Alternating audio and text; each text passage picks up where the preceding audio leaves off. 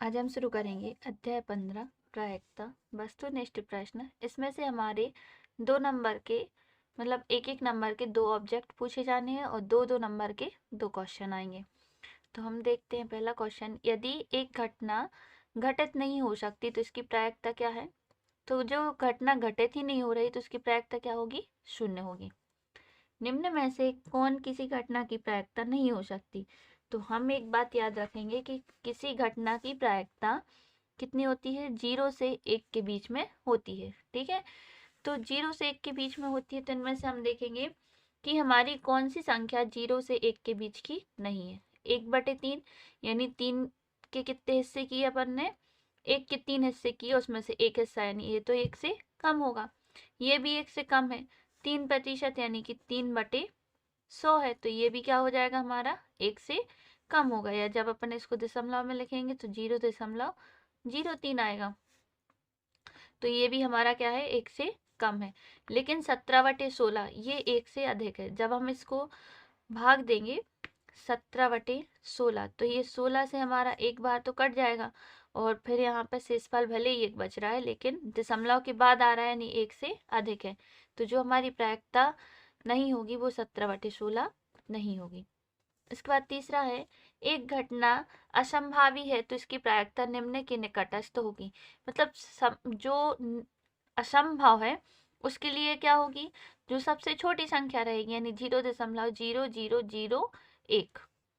उसके बाद है, यदि किसी घटना की प्रायिकता p है तो इसकी पूरक घटना की प्रायिकता होगी। तो घटना की प्रायिकता p है तो इसकी पूरक घटना की प्रायिकता क्या होगी, 1 - p, यानी उसे हम 1 में से घटा देंगे। उसके बाद पांचवा है, किसी घटना के घटित होने की प्रायिकता प्रतिशत में दी गई है, यह कभी नहीं हो सकती। तो यह कभी कौन सी नहीं हो सकती है, तो यह 0 से कम कभी नहीं होगी। 100 से कम, तो 100 से कम तो हो सकती है क्योंकि 100 से तो कम होती है। 1 से अधिक तो यह भी नहीं, लेकिन 0 से कम भी कभी नहीं हो सकती। ठीक है, उसके बाद रिक्त स्थानों की पूर्ति करना है। सभी संभव प्रायिकताओं का योग सदैव कितना होता है, तो उसका योग कितना हो जाएगा हमारा 1। एक साथ घटित ना होने वाली घटनाएं क्या कहलाती हैं, परस्पर अपवर्जी। ये हमें कुछ याद ही करना पड़ेंगे खालिस्तान, तो क्या हो जाएगी वो हमारी परस्पर अपवर्जी। यादृच्छिक प्रयोग में सभी संभव परिणामों का समुच्चय खालिस्तान कहलाता है, तो क्या कहलाएगा, प्रतिदर्श समष्टि। इन दोनों खालिस्तानों को आप याद ही कर लीजिए।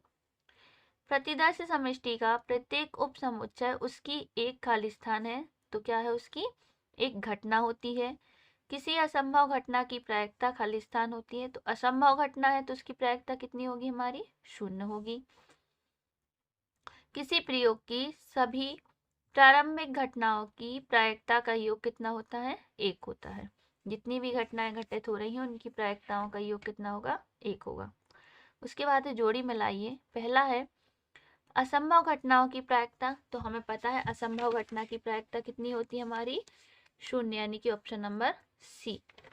फिर उसके बाद किसी निश्चित घटना की प्रायिकता, यदि कोई घटना निश्चित है तो उसकी प्रायिकता कितनी रहेगी, हमेशा 1 हो जाएगी। फिर है तीसरा, एक पासे को फेंकने पर विषम अंक आने की प्रायिकता। जब हम एक पासे को फेंकेंगे तो हमारे अनुकूल परिणाम कितने बनते हैं, 6। 1 2 3 4 5 और 6। हमें क्या निकालना है, विषम अंक आने की प्रायिकता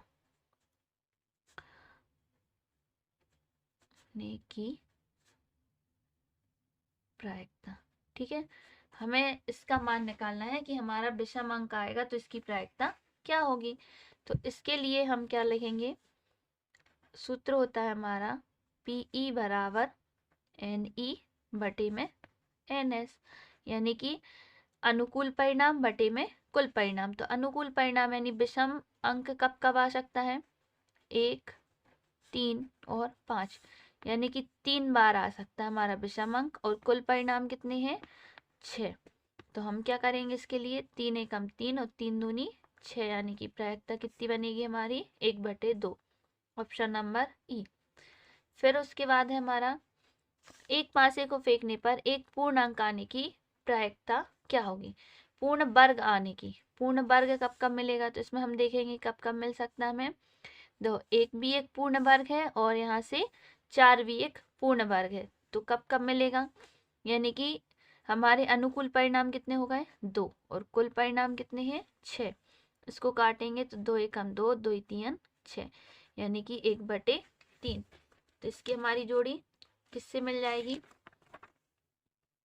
1/3, यानी ऑप्शन नंबर ए से।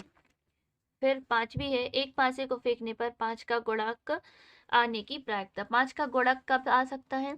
तो 5 का गुणक यहाँ देखेंगे हम केवल एक बार आ सकता है, तो हम अनुकूल परिणाम कितने लिखेंगे? 1, और कुल परिणाम कितने हैं? 6, यानी कि हमारी प्रायिकता कितनी बनेगी? 1/6, जो कि हमें क्या किस में दिया है? बी वाले में। तो इसकी जोड़ी कैसे बन जाएगी? बी से। उसके बाद है सत्य असत्य कथन। पहला है, किसी घटना की प्रायिकता एक से अधिक भी हो सकती है? तो बिल्कुल नहीं, 0 और 1 के बीच में होती है। एक पासे को फेंकने पर उसके फलक पर 7 आने की प्रायिकता 0 होती है? तो 0 होगी, क्योंकि कभी 7 आ ही नहीं सकता है, असंभव घटना है। किसी घटना की प्रायिकता ऋणात्मक भी हो सकती है? तो बिल्कुल नहीं, हमेशा प्रायिकता कैसी होती है? धनात्मक। किसी निश्चित घटना की प्रायिकता का मान 1 होता है। यदि कोई घटना निश्चित है तो उसकी प्रायिकता 1 होगी कि हाँ ये होगा ही। पांचवा है, एक सिक्के को उछालने पर चित्त आने की प्रायिकता 1 होती है? तो 1 नहीं होती है। कितनी होती है? 1/2। यदि कोई एक सिक्का उछाला जाता है तो उस पर चित्त आने की प्रायिकता 1/2 रहेगी। उसके बाद एक वाक्य या शब्द में उत्तर देना है। तो पहला है, किसी घटना के घटित होने की संभावनाओं का परिणाम बोधक या संख्यात्मक निरूपण क्या कहलाता है? तो क्या कहलाता है वो? प्रायिकता। दूसरा है, एक असंभव घटना की प्रायिकता क्या होगी? तो असंभव घटना की प्रायिकता 0 होगी। निश्चित घटना की प्रायिकता क्या होगी? तो निश्चित घटना की प्रायिकता होती है 1। घटना ई की प्रायिकता प्लस घटना ई नहीं की प्रायिकता का मान होता है, तो उन दोनों का मान क्या होता है? 1। जैसे कि हमें पता होना चाहिए, P E plus P E बार बराबर कितना होगा? 1। इस तरीके से हमें दिया भी है कि इसका मान कितना होगा? 1।